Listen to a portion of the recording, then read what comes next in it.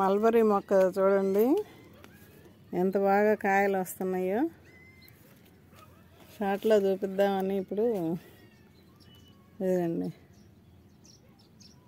ఎన్ని పిందెలు ఎన్ని కాయలు నేను పైకి వచ్చినప్పుడు కోసుకుంటానే ఉన్నా. ఇదండి చూడండి 2 కాయలు. మొన్న ఒక రోజు ఒక కాయ కోసుకున్నాను. ఇప్పుడు మళ్ళీ 2 వచ్చినాయి. ఇదండి కోసాను చూడండి ఫ్రెష్గా ఎంత బాగున్నాయో. ఇంకా 4 రోజులు ఆగితే కానీ ఈ 2 రావు. చూసారుగా మా మల్బరీ మొక్క. మీరు కూడా ఇట్లా పెంచుకోండి.